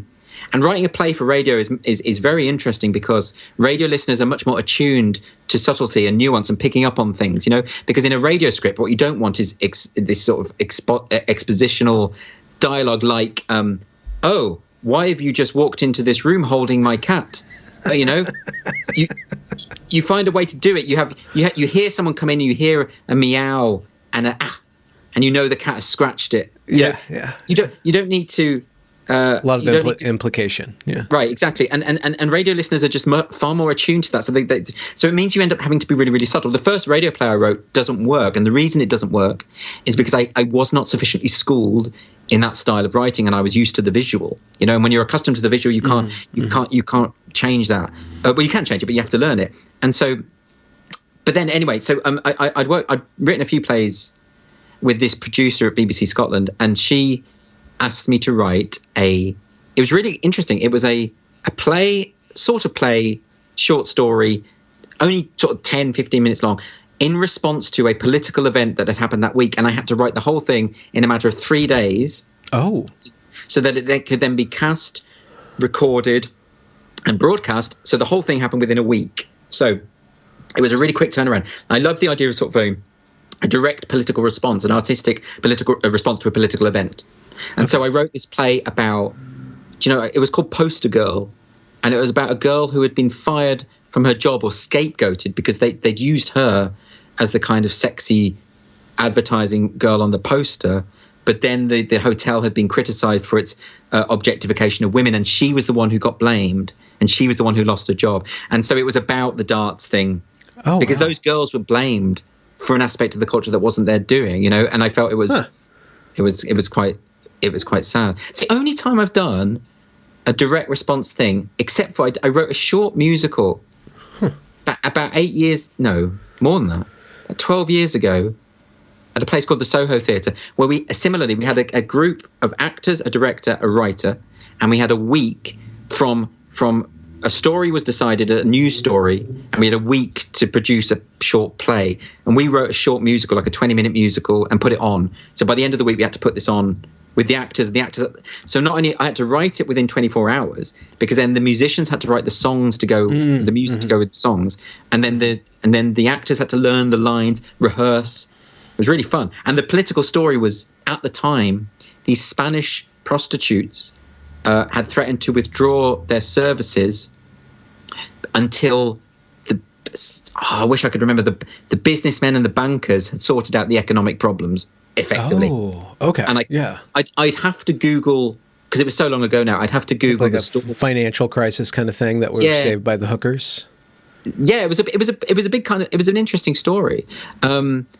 And I can't Was remember. there a chorus line? Do you remember how they all came out and saved the day? Was there a really sexy aria about fiduciary responsibilities? No, there was something to do with, it was two people in a bunker in an apocalyptic world where Spanish zombie prostitutes had taken over. Oh, zombie prostitutes. Yeah, I can't remember how they became zombies, but there was a connection that was made. I can't remember how. Honestly, this was a long time ago, Ben. I'd have to go and read the script again, and I never do that. I never look at all things I've written years ago, so they're always terrible. But I remember it being a lot of fun. That is fun. And I remember because we had to get a phone call, so we were going to get the phone call about what the story had to be. The story was chosen for us by a poll amongst the audience or whatever, and then so I got the phone call. I was at the top of the Eiffel Tower. I kid you not, I was at the top of the Eiffel Tower in Paris, and then he phoned and said, "You're going to have to write something about Spanish prostitutes." You're looking down, and so that was quite a dramatic. Paris. Wow. Quite. And dramatic. The first thing you thought was zombie prostitutes. My first thought was actually Grace Jones, because I was on the top of the Eiffel Tower. As you know, in A View to a Kill, Grace Jones has that fight with Roger Moore on the. But they didn't like the Grace Jones idea, so I didn't go down that route. And also, we didn't think we could get her. She's quite difficult to cast. Is she? She's in demand. Yeah. So I ended up somehow getting to zombie. I can't remember. You see, you do this to me as well. I mean, as well as the psychoanalysis, you get me to probe into memories of my past. Yeah, that's what we're doing. Yeah, but I didn't plan this. We're making you more real, Andrew Doyle. I mean, you do this, don't you? We're summoning your spirit.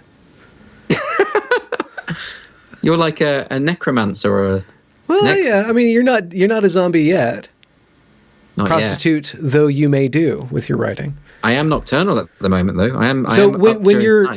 When you're writing or when you're rewriting... Just call me a prostitute. Well, I mean, you prostitute your thought. You're a thought, as they say.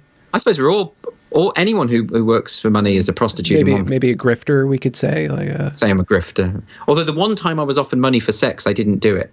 So that's it was a taxi driver. When I was a student, taxi driver offered me money for sex, and I didn't even say no. I pretended that I didn't understand the request. That's the best. And then because I didn't want to embarrass him, basically. So, I just paid, gave him a reasonable tip, and left and got on with my day. So you don't want to be having sex with a taxi driver in Aberystwyth, and I'm not prejudiced against them. But a toxeter would be okay. I'm just throwing out a toxeter. What's that? Oh, isn't that a village in Britain? I was just like a toxeter. Are you talking about cabbies and a toxeter? Utoxeter. Okay, there we go. The cabbies and Utoxeter are good for going down on, but in Abernethy, are they? I don't know. Don't tell you. You've clearly got. There's got to be a map that you're referencing when you're deciding. Maybe. Anyway, well, I don't know how we got onto that. Is this too meandering, Ben? Is this not what you had in mind? That's what you accused us of being last time, and the audience enjoys the ability to just slalom along with your beautiful mind. Okay. I think that they appreciate it. Okay, fine. So, well, I tell you what, it's good because when I do these, I normally talk about how did I start Titania McGrath, and at that point, I'm very much on autopilot. And just saying, that, how's your podcast going? You started fine. that. You had this original idea during the lockdown to start a podcast. No, it wasn't my idea. It wasn't my idea, unfortunately.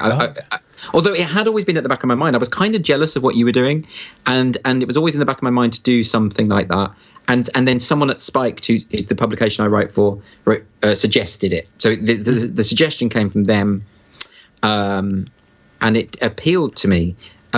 Because I'm so used to talking to people on podcasts, but on the receiving end, I'm normally the guest. And I thought it'd be quite interesting to see if I can do it the other way around. And it is a different skill, isn't it?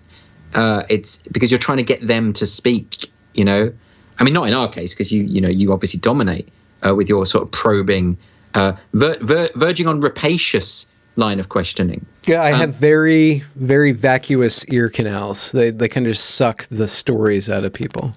Oh, is that what it is? That's what it's a skill. It's a skill because I really admire the great interviewers, people like Michael Parkinson. I admire the people who could get people to open up and talk. I haven't really challenged myself on that yet, insofar as most of the guests I've had are people I know reasonably well. I didn't know Katie Herzog and Jesse Single, who I'd never met them or talked to them at all before. And so I found that slightly more challenging, actually, because luckily they're so used to talking on podcasts.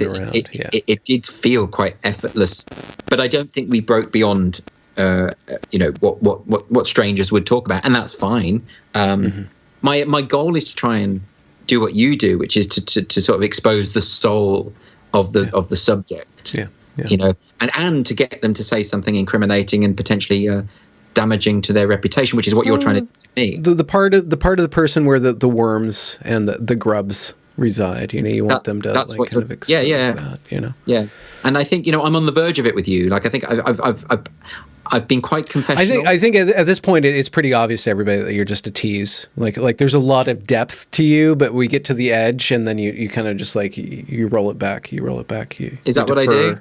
Into prostitutes and zombie effete dart players. What's a dart player? Is there a name for that? Like the dartiste or something like that? I think it should be dartiste.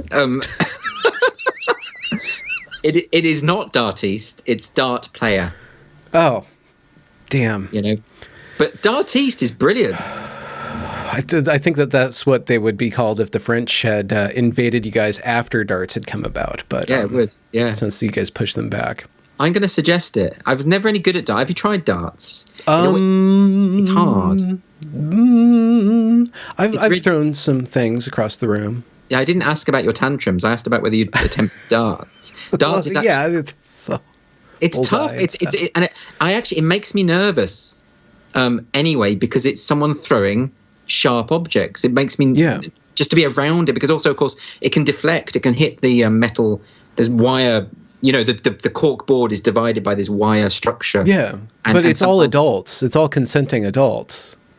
Well, there are children in pubs. Are there? Sometimes. Yeah, of course there are. Or dogs. Oh, okay. And sometimes, if you go to a local pub in a sort of a village somewhere, there's often children gamboling around or doing whatever. And if you hit the wire and the dart can be deflected, all of a sudden you've got a child that's lost an eye. It makes me nervous. Okay. That's cool. I mean, you don't like living on that kind of danger zone, then you appreciate certain forms of safe space. I'm a tremendous physical coward, and I will always withdraw from situations when I feel that my physical safety is compromised. Okay. That's why I'm talking to you over the internet, because I don't feel we can meet face to face. Well, because I think it's a kind of inner rage to you, and you could potentially just lash out. There's a lot of testosterone flowing through me right now. I know. You're like an X-Man. Yeah, no, I'm basically Wolverine without the claws. Dang, I can't do that. You have metaphorical claws. I do.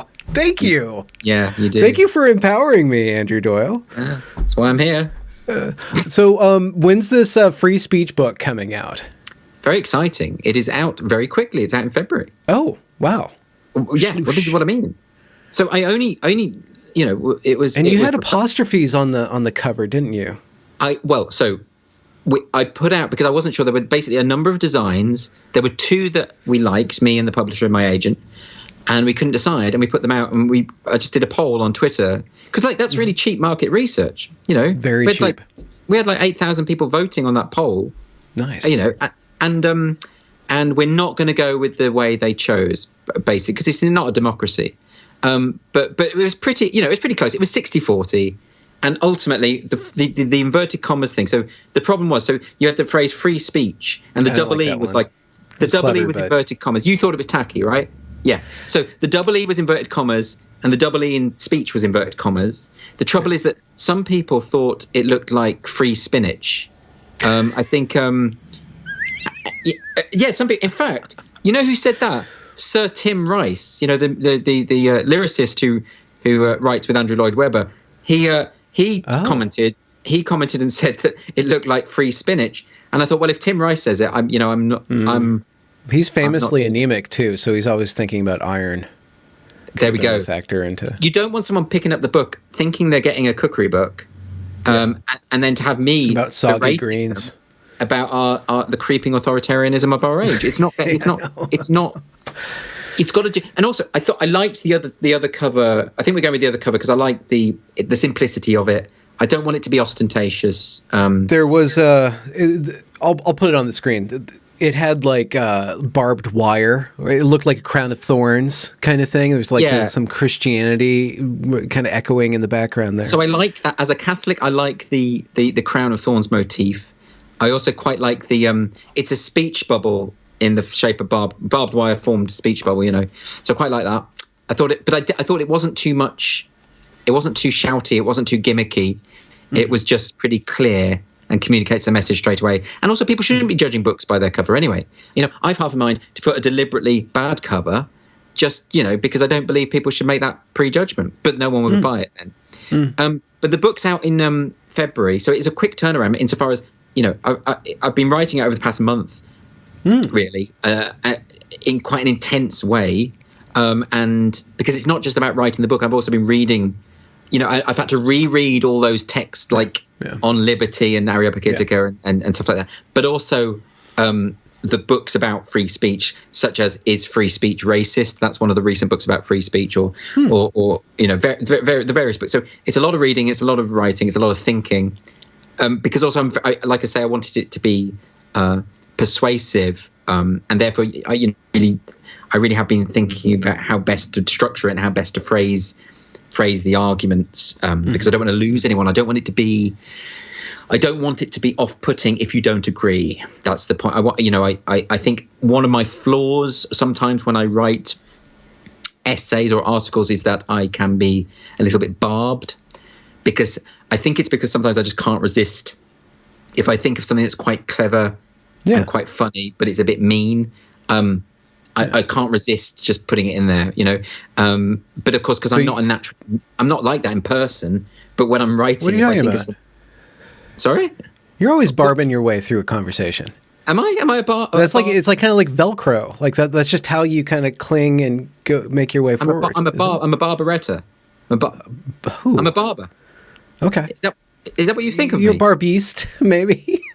I think of myself as more kind of, I don't know, soapy and slippery and no, slippery's worse actually. No, slippery's soapy, worse. like hand soap. Yeah, or like detergent, or I don't. Okay. You're not granulated though. That's for sure. I don't think I'm granulated. So I think what the fuck was I saying? You had to put that on the back of a burner. You're trying to describe your writing style and anyway, free speech. Whatever, because actually it's really annoying when writers talk about their style. The point is, I had to put it together quite quickly, and then now it's going to come out in February. So, which means that it's going to be. So, for instance, it's just gone to the lawyer and the copy editor. Oh, I'm going to get it back. he's going to tell me where I could get sued, and I'll have to make a few changes, and then there'll be a couple of corrections when I've typo corrections and stuff like that, and then I have to do another, put it back. Basically by Christmas, I need to have the final proof. So that it can go to print early January. So it's really, really quick. And also then you've got the publicity and all the rest of it. So it's a very... but I think it's really... I'm really glad I wrote it, because I wasn't expecting to have to write about it. It's really made me think about all of the points. It's really made me consider the other side of the argument, and to give it its due weight and due respect, because I wanted to... Because I think most of the arguments... in favor of restrictions on free speech come from a very good place, and therefore I don't want to be just dismissive of those arguments. So I'm trying to take them on board like an adult, sensibly. And so writing the book, and as you know, when you write something, this is why writing for Spiked has been so good for me over the past 5 years, is because having to articulate your viewpoint often makes you change your viewpoint. It often makes you refine it, or maybe think, oh well, maybe I was wrong about that, And so it's been a really good exercise, but also because I see so much in society, the free speech discussion and debate is so important right now. This is like a crux at the moment. I think it couldn't be more timely in that respect. So I'm glad that I've written it, and I'm hoping ultimately what all writers who write these kinds of books hope is that someone somewhere will be persuaded. And I'm not delusional enough to think that it's going to make a massive difference, but every now and then when someone writes to me or sends me a message and says, oh, you really changed my mind about this, I find that very, very satisfying, because I feel like I've actually done something, rather than just sending this stuff out into the ether and nothing is happening, or similarly, I got a message once about someone who'd been in hospital, and it was his wife, I think, and how reading Titania's book really got her through it because she found it so funny, and I think that makes Titania cures cancer. Is that the claim that she would claim to be able to do that, because she sees herself as the second coming, the Perusia, if you like. But I that kind of thing makes me very happy, because I feel like for all the people who hate what I do and get very angry about what I do, even if a couple of people actually think it's quite important to them, then that makes it a good thing for me. But will you be enlisting a Scotsman to perform the audiobook version of your free speech treatise? I think that's quite a good idea. Better still, I think you should do it. You should do it in the voice of Sean Connery. And the Sean Connery voice. Yes. Beginning of free speech battles. And actually, doesn't free speech sound good in a Sean Connery accent? Free speech. Can you try it? Because you're not even deigning. I can't do impersonations. You can't do any other accent than, I don't even know how to peg yours. What is it? Is it like North Winchester or something like that? What? Middlebury tinsel, or what's your accent called? I don't know like all the names for all the different British accents. My accent is no accent at all, because I've lived in so many different places. I think any kind of hint of a regional Swiss British like that. No, because I think living in Wales, Northern Ireland, Scotland for a time, Yorkshire, London, I think what happens is, when it flattens out, and you can't hear it. You have the Ohio of British accents. Yeah, but I think a Scottish actor reading the audiobook. Now the problem is I've already agreed to read the audiobook myself. Oh yeah, but you can just slip in the guy they won't know. Well, so either I learn. Publisher's probably never heard of you. Maybe I should learn it. Maybe I should do it. Maybe I should rewrite. Maybe I should rewrite the book in the Robert Burns stanza form. I think a sexy poem on free speech will do more good than any sort of straightforward argument at this point. Like something with a short skirt and demons regaling. I think we should bring back the phrase cutty sark. Yeah. I think when you talk about short skirt, talk about a cutty sark. Cutty sark. Yeah. Is that how you say it? Sark or sark? S-A-R-K. Sark. Okay. Cutty sark. Yeah. Yeah. Well, I wish we were drinking definitely something other than coffee, Andrew Doyle. It's a Yeah. great holiday special. This is everything I wanted from a holiday special. Well, it's festive. You can see I've got the tree. Can you see I've got a reindeer on the tree, at the top of the tree as well? A plump reindeer. Oh, I was wondering if that was some sort of like Kinder egg or some sort of European treat. No, it's not a treat. It's a unless you like eating reindeer. It's a plump reindeer in lieu of an angel. I didn't want to put a fairy on the tree because that's homophobic. So wait, I thought it was homoerotic to put a fairy there. Well, fairy. What's the difference between homoeroticism and homophobia? Are they kind of like they're very close bedfellows? Aren't they just like they're always like they are bedfellows, like literally? Well, of course they are because homophobia and homoeroticism. Yeah, of course, because as you know, homophobes.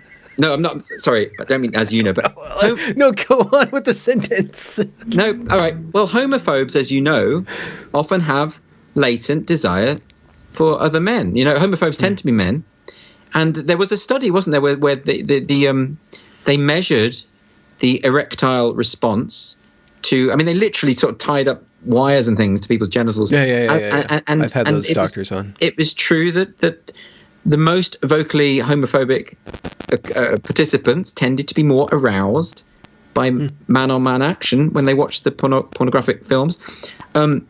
It's not really surprising because if you why would you care? Like, why would you be homophobic? Why would you care what other people do, unless you hated yourself for that desire? Why would it doesn't make any sense why you would care. Unless it's like religious or something like that. Okay. So instead of the homophobic fairy, you inserted a tree up the anus of a reindeer. Yes, well, exactly, okay. Because I think, yes, well, that's when you put it like that, that sounds quite fetishy. I hadn't actually considered that possibility, but again, it's probably a Freudian gesture of some kind that I hadn't really thought about. I just didn't want the fairy. The fairy in the UK, you see the word fairy as a derogatory term for a gay person. Oh, which okay. I don't think it is. I don't think it is in America, is it? I don't think you use fairy. Poof? Is that the word? Well, a poof in this country is something you put your feet on to watch TV. Oh, what? Yeah. Like it's like a Davenport? A square, normally square kind of foamy footrest. We have a very, very British word for that thing, for the footrest. I can't recall it right now. It's called like a windsport or something like that.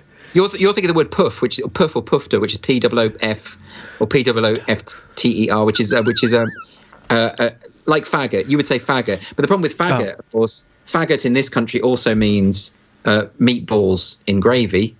Well, what? I thought it was a cigarette. No, but it's some sort of mashed.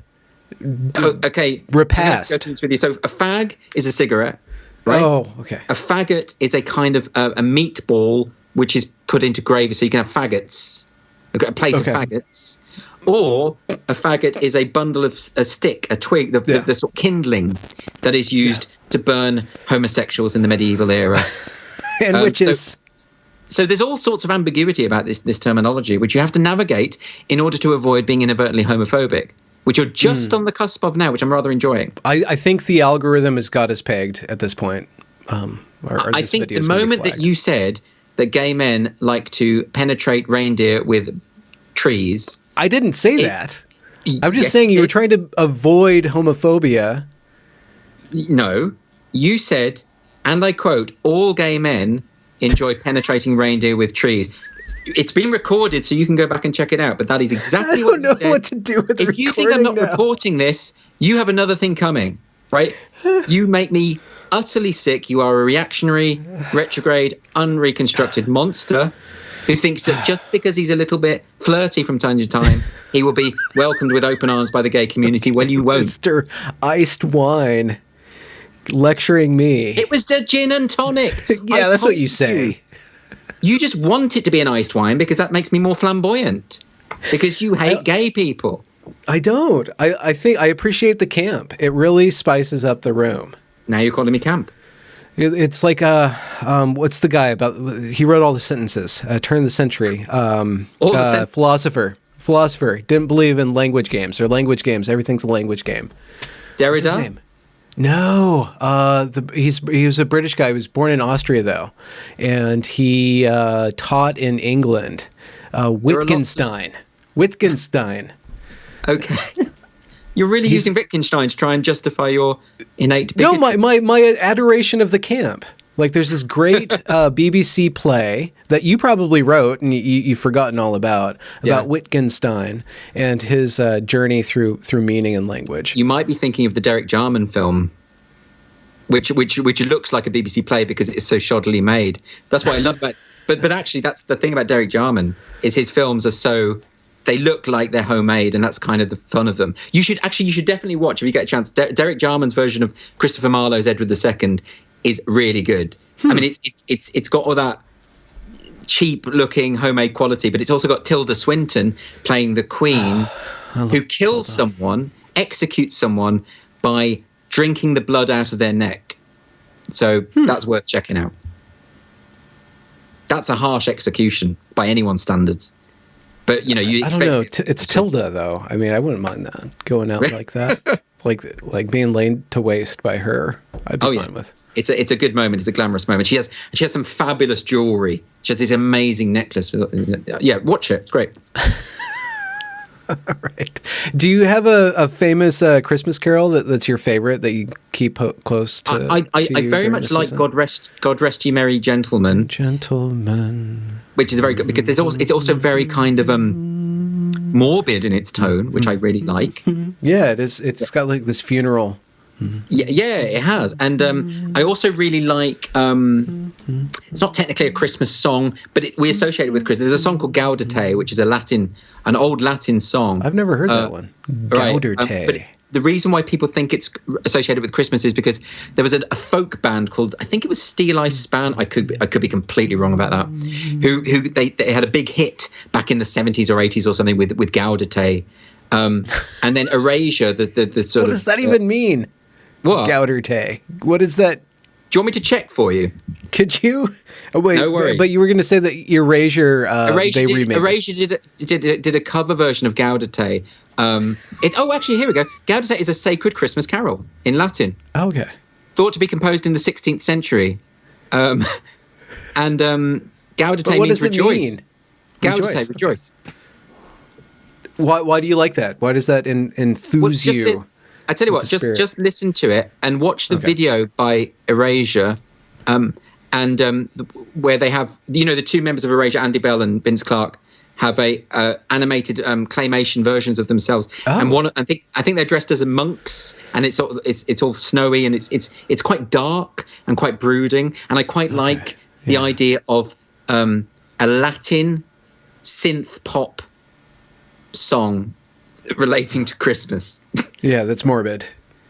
I like it, and it's got a darkness to it. It's got because I don't like the sort of fluffy. I could do without Mariah Carey rolling around in that red suit. Ching, ching.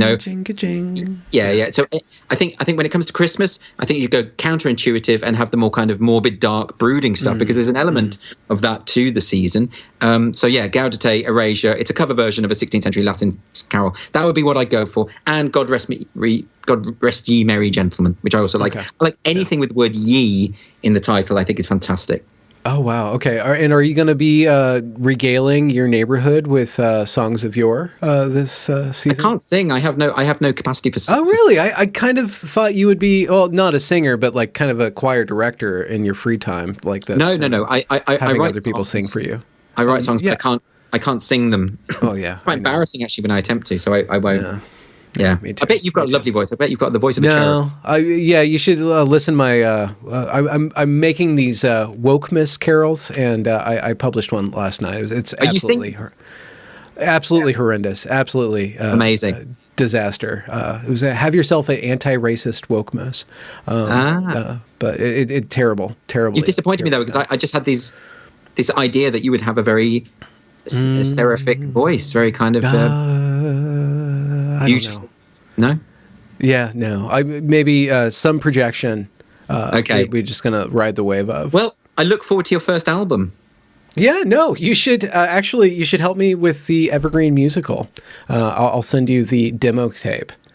And I think you've mentioned this to me before, the idea of an evergreen. I mean, it makes complete sense. You never get back to me when I expose my creativity to you. I think you're just into my questions. I'm busy. I've got books to write. Yeah, you're busy. You're busy. That's what they say. You're busy.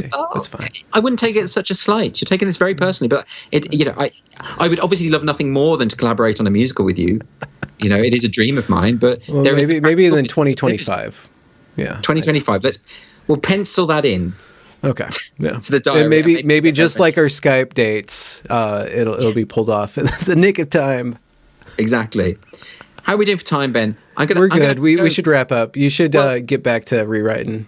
Also, because this is the morning for me now. I haven't actually eaten any breakfast yet, and so my mind's a bit fuzzy. You should go have yourself a plate of faggots. Yeah, that's what I should do. Now that I've introduced you to that, you're going to be using that a lot. This is your excuse now. You can use the word faggot and it's not homophobic anymore because you're talking about meatballs. I'm talking about balls and sauce. Exactly. By the way, I don't eat meat, but they're gross. Have a look. Oh, wow. Just Google them. You'll see what I mean. Okay. All right. Okay. Last minute vegan it's like confession. tripe or something. Oh yeah. Okay. Yeah. No. British cuisine is not. It's not supposed to be compelling. No. British cuisine is an oxymoron. No. Yeah. But you guys have good, short skirts and liquors. We have cutty socks, and that's it. That's all we have. All right. Well, I'll let you on with your day. Thanks so much, Andrew. No, thank you for having me. It's been fun. I will speak to you next time. We'll do it again, won't we? Yeah, totally. Yeah. Good luck. Bye. Right. Ciao. Congratulations for reaching the end of the discussion. If you enjoyed it, do be sure to leave a review or a comment or a thumbs up or whatever you need to do to show that glorious algorithm that this is some good stuff. And do be sure to go and check that back catalog, as it is brimming full of fantastic conversations. Links to provide monetary support are down there in the description as well. Have a good night.